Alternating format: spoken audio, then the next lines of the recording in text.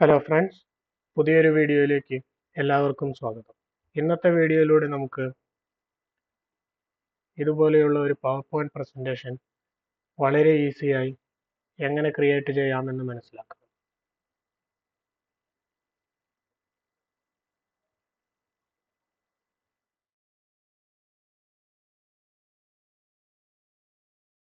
ഞാനിവിടെ ഒരു slide create ചെയ്ത് അതിലേക്ക് നമുക്ക് ആവശ്യമായിട്ടുള്ള ഇമേജസ് എല്ലാം ആഡ് ചെയ്തിട്ടുണ്ട്.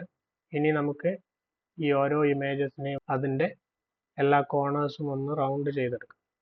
അതിനായി ഞാൻ ഓരോ ഇമേജസും സെലക്ട് ചെയ്ത് പിക്ചർ ഫോർമാറ്റ് എന്ന ടാബിൽ നിന്നും ക്രോപ്പ് സെലക്ട് ചെയ്ത് crop to shape rounded rectangle ഇവിടെ സെലക്ട് ചെയ്യുന്നു.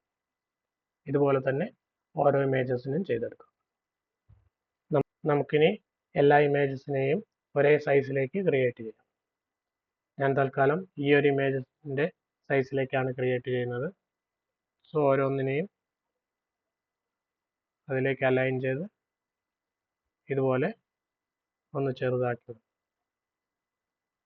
ഓക്കെ, ഇപ്പോൾ എല്ലാ ഇമേജസും ഏകദേശം ഒരുപോലെ ആയിട്ടുണ്ട്. ഇനി നമുക്ക് ഇവയെല്ലാം ഒന്ന് കോപ്പി ചെയ്ത് സെൻറ്ററിലേക്ക് അറേഞ്ച് ചെയ്യാം. അതിനു മുമ്പായി വേണമെങ്കിൽ നമുക്ക് നമ്മുടെ ഈ സ്ലൈഡിന് ഒരു ബാക്ക്ഗ്രൗണ്ട് കളർ നൽകാവുന്നതാണ്. ഒരു ബ്ലാക്ക് കളർ നൽകുകയാണ്. Solid fill colour black select ചെയ്യുന്നു. ഇനി നമുക്ക് ഈ ഓരോ ഇമേജസിനെയും അല്പം ഒന്ന് റൊട്ടേറ്റ് ചെയ്ത് വെക്കാം.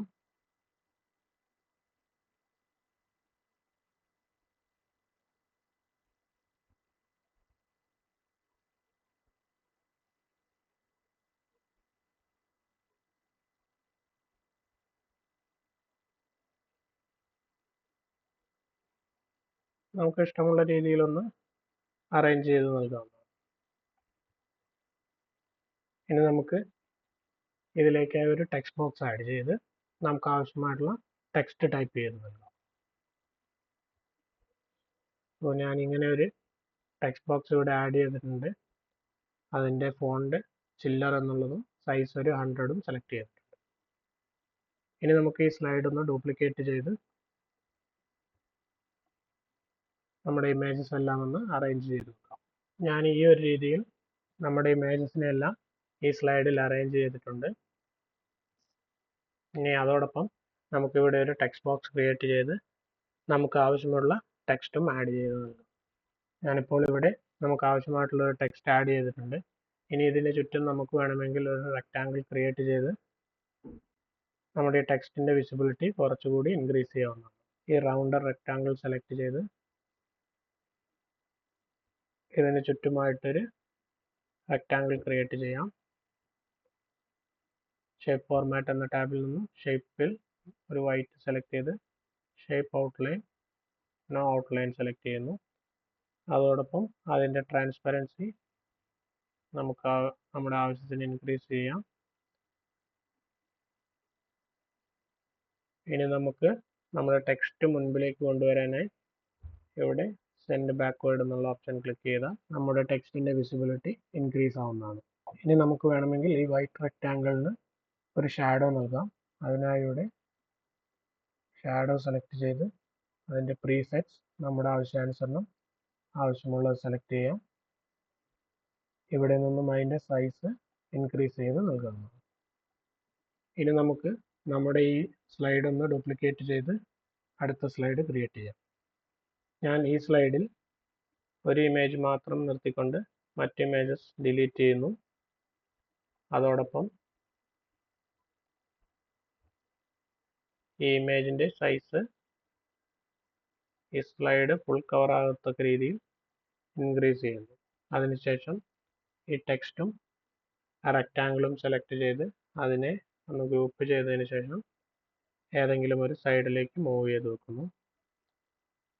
ഇനി വീണ്ടും ഈ സ്ലൈഡുകൾ ഡ്യൂപ്ലിക്കേറ്റ് ചെയ്ത് നമുക്ക് ആവശ്യമുള്ള രീതിയിൽ നമ്മുടെ സ്ലൈഡ് ക്രിയേറ്റ് ചെയ്തെടുക്കുന്നു. ഞാനിപ്പോൾ ഈ സ്ലൈഡിൽ ആദ്യത്തെ ഇമേജും മൂന്നാമത്തെയും നാലാമത്തെയും ഇമേജ് ഡിലീറ്റ് ചെയ്ത് രണ്ടാമത്തെ ഇമേജ് മാത്രം നേരത്തെ ചെയ്തതുപോലെ ഇവിടെ ഇതിൻ്റെ സൈസ് ഇൻക്രീസ് ചെയ്തെടുക്കുന്നു. ശേഷം ഈ ടെക്സ്റ്റിനെയും ഒന്ന് മൂവ് ചെയ്ത് ഇതുപോലെ ആക്കുന്നു.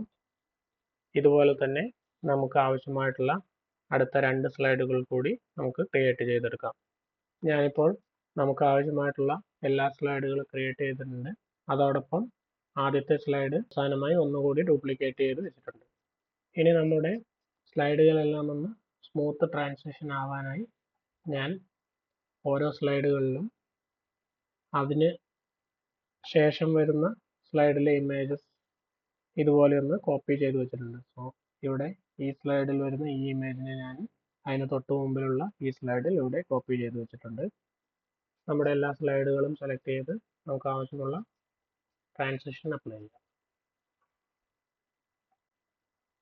ഇവിടെ ട്രാൻസിഷൻസ് എന്ന ടാബിൽ നിന്ന് മോർഫ് സെലക്ട് ചെയ്യാം. പിന്നെ നമുക്ക് നമ്മുടെ ഫൈനൽ ഔട്ട്പുട്ട് ഒന്ന് കണ്ടു നോക്കാം.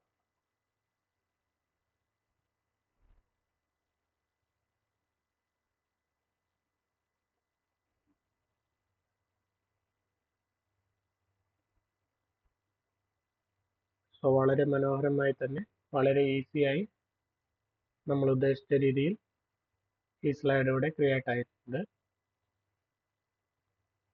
സോ അത്രയുമായിരുന്നു ഇന്നത്തെ വീഡിയോ. ഈ വീഡിയോ നിങ്ങൾക്ക് എല്ലാവർക്കും ഇഷ്ടമായി എന്ന് വിചാരിക്കുന്നു. തുടർന്നും ഇതുപോലുള്ള വീഡിയോസ് ലഭിക്കുന്നതിനായി ഈ ചാനൽ ലൈക്ക് ചെയ്യുക, ഷെയർ ചെയ്യുക, സബ്സ്ക്രൈബ് ചെയ്യുക. മറ്റൊരു വീഡിയോയുമായി വീണ്ടും കാണാം. Thank you.